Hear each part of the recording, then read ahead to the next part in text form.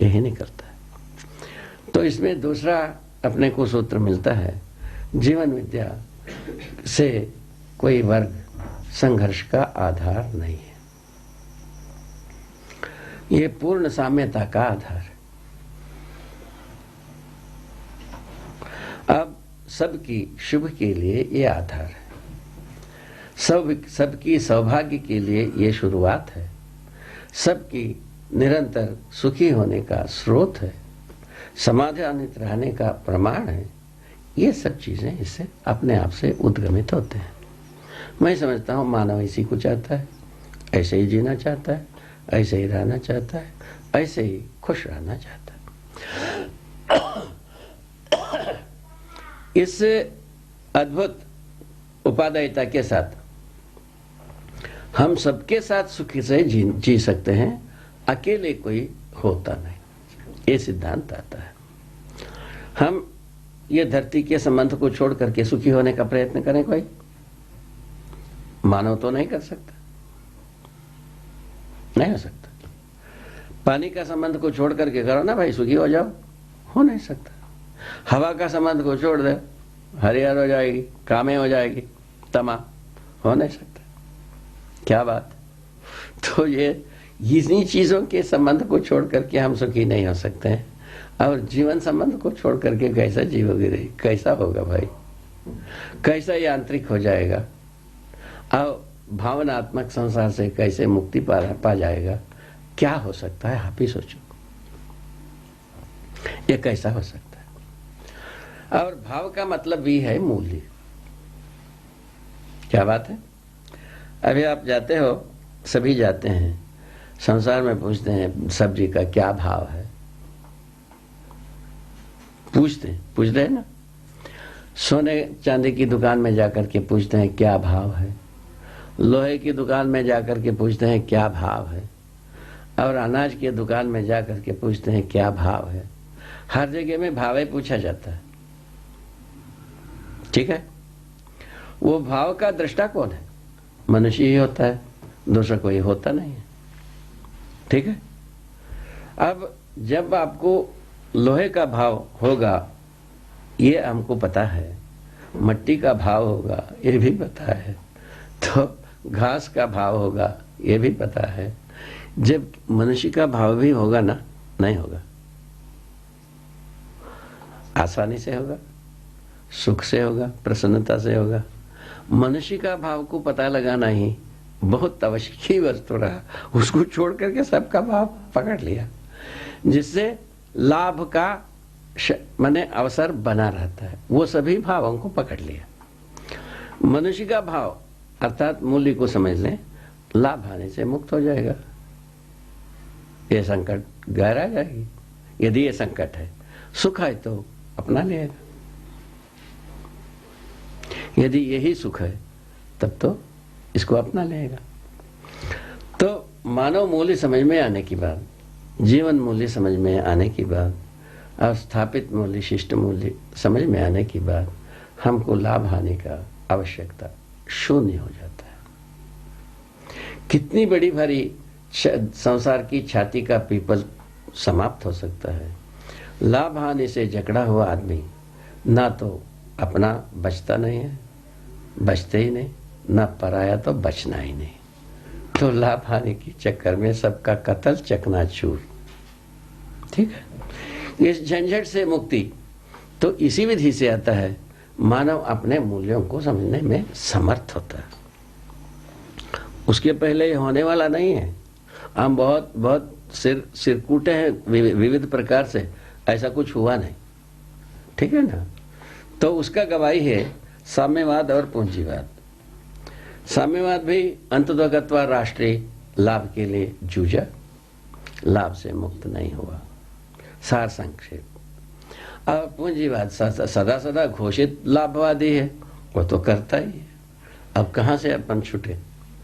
इसीलिए तो लाभ हानि से मुक्त होने के लिए मनुष्य अपने मूल्यों को समझने की आवश्यकता, मानव मूल्यों को निर्वाह करने की आवश्यकता आती है। ये कैसे आएगी? जीवन विद्या समझ में आने से, अस्तित्व सह अस्तित्व के रूप में समझ में आने से, और मानवतापूर्ण आचरण में विश्वास होने से मानव मूल्य चरितार्थ होता है, इसके पहले होने वाला नहीं।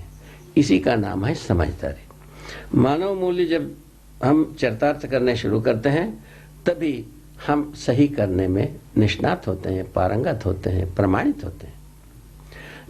जब तक लाभोन्माद से जकड़े रहेंगे या और उन्माद से जकड़े रहेंगे तब तक हमको सही करने का कोई रास्ता मिलता ही नहीं।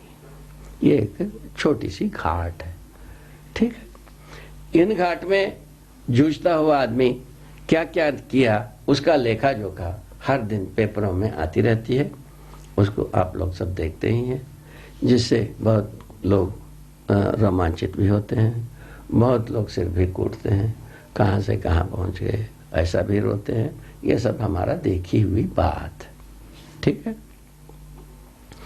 इन प्रमाणों, इन गवाहियों के साथ साथ हम आगे बढ़ते हैं। मनुष्य जो है जैसा ही समझदार हो जाता है, समझदार होने के लिए जीवन को समझना है, उस मुद्दे पर और आगे की घाट आता है। हाँ।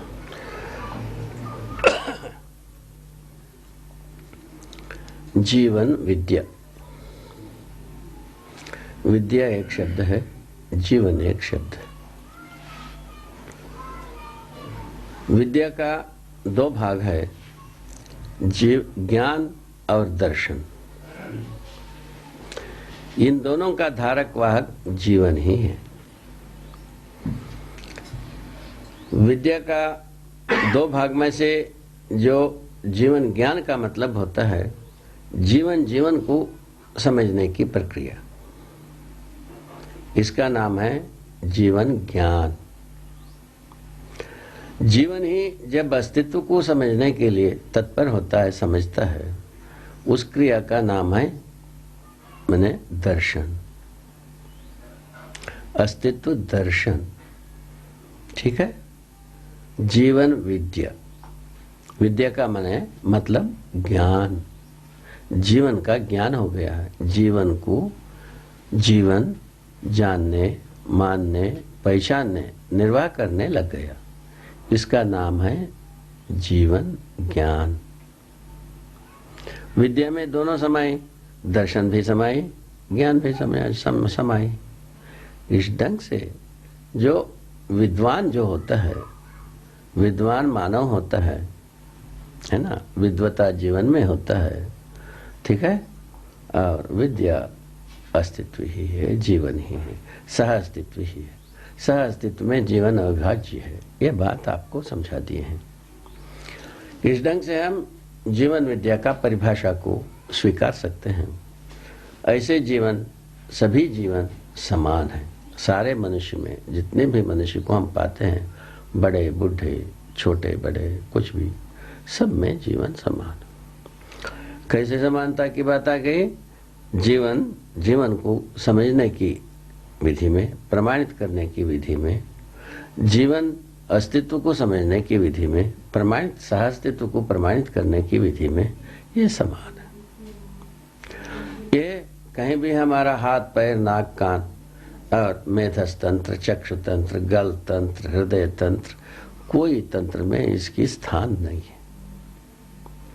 इन सभी बातों, सभी स्थलियों को मैंने स्वयं देखा है, इसमें कोई इस प्रकार की व्यवस्था नहीं। व्यवस्था किसमें है?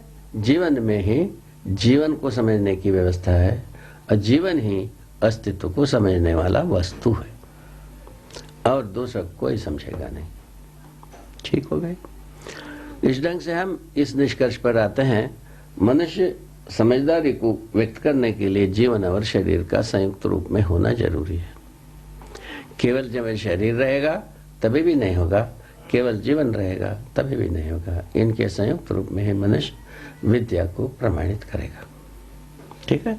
दर्शन और ज्ञान इन दोनों चीज को प्रमाणित करेगा। प्रमाणित करने का जो केंद्र बिंदु क्या हुआ? व्यवस्था में जीना, व्यवस्था के रूप में जीना, समग्र व्यवस्था में भागीदारी करना, यही समझदारी का मतलब है।